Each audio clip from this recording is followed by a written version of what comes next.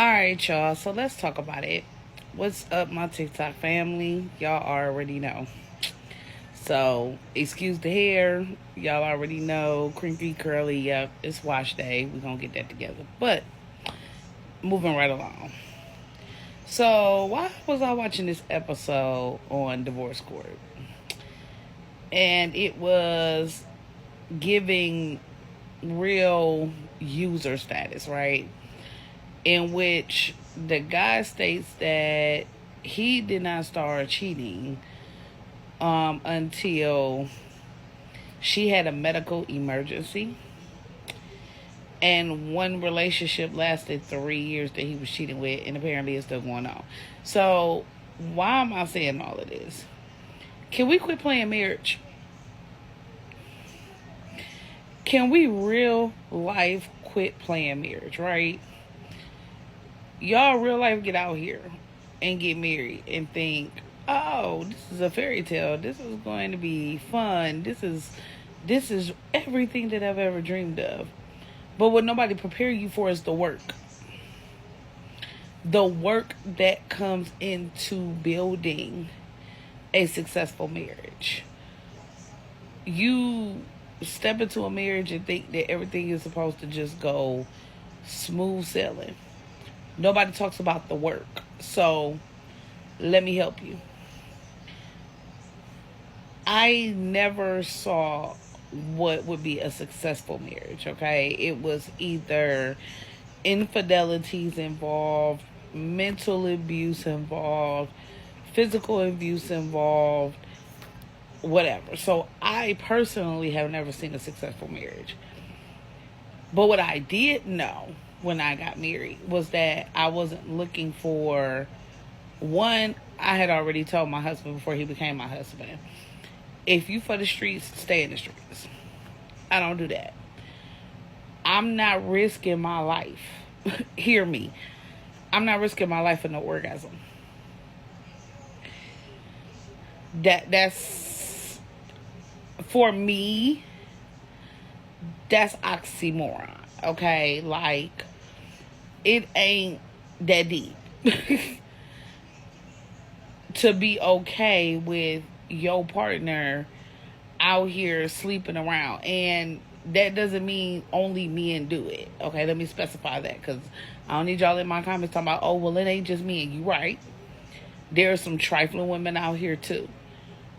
But my point is if y'all are still for the community, like if you still in your slur phase, stay in your slur phase, okay? Protect yourself, but stay in your slur phase. Don't go out here committing your life to another person. Don't get out here lying before God, talking about you gonna have and to hold and forsaking all others until death do us part and sickness and health, rich and poor. Don't go out here saying all of that, making these vows to somebody else and before the Lord, if you gonna be out here trying to live double lives. Because I don't think people truly understand what they do when they do that. So let me see if I can help some people. A lot of people is like, oh, well, sex is just sex. No, it is not. It is a emotional connection to someone else. For every person you lay down with, you are imparting a piece of you into that person, and that person is giving you a piece of themselves every single time. It is the most vulnerable that you can ever be in front of someone. So we got to stop with the, well, sex is just sex, and it's just because it's not. It's not. Okay? So for every person you lay down with, you're connecting with them.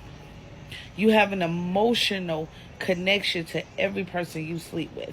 So if you're married and your emotional connection, your vulnerability is only supposed to be for your husband or for your wife, right?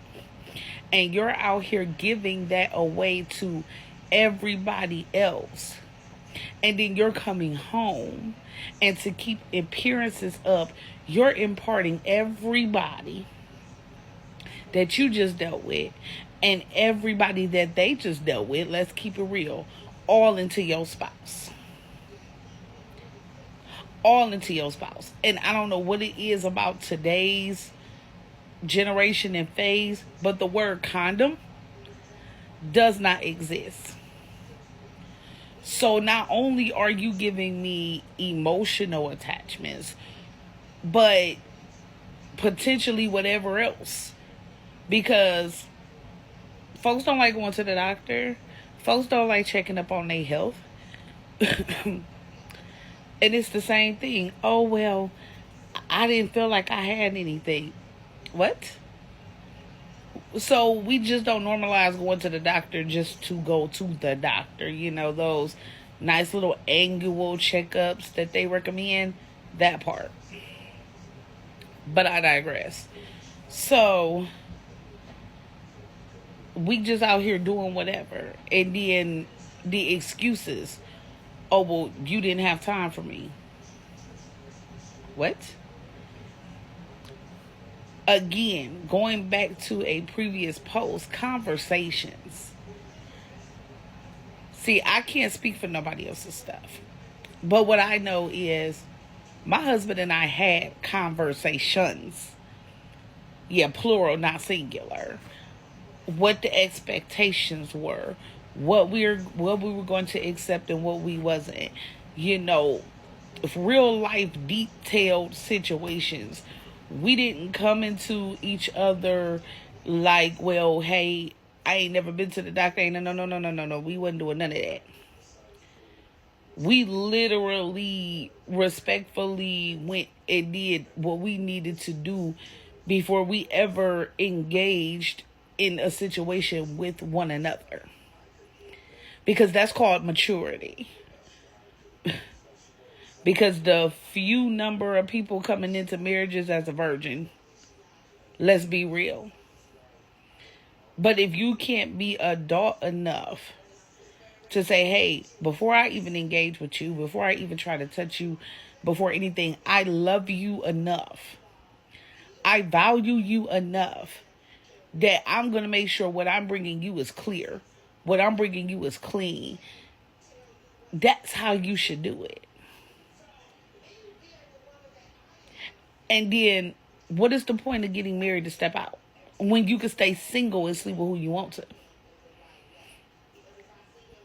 Why have to put in all that extra effort of living a double life? And then, I don't understand this statement that I be hearing too. Like, ooh, who wants to just sleep with one person? What do you mean who wants to just sleep with one person? Shouldn't that be the goal? Shouldn't it be the goal to know that all of your children come from one person? And not 500 different people? Why we can't normalize kids all coming from one legacy? Why they gotta come from all over the place? See, this is the stuff that I be confused about. Stuff that's not normal to y'all. You know what I'm saying? But then be talking about, oh, well, the STD rate. You wonder why? Because we went around like a bunch of slurs. It makes no sense. What happened to dignity? What happened to self-respect? Now, it doesn't mean everybody don't have a past. But choose a life. Whichever life you want to live that life. If you're not worthy to be committed to one person, say that. Save someone the heartbreak and the time if you don't want to be committed to one person. Say, hey, I'm not ready to settle down. And you free and clear to do you. Just still do you safely. But for those of us who actually committed to somebody, listen, stay with that person. Stay with that person. Don't be out here having, in this particular situation, this person had a 3-year-long relationship with a whole nother chick and married. You trifling. You trifling. And because her self-esteem was so low, Judge Scholler was telling her, like, you want to stay here? Oh, I'm going to give him a chance. Ain't no chance, honey. Once a hoe, always a hoe.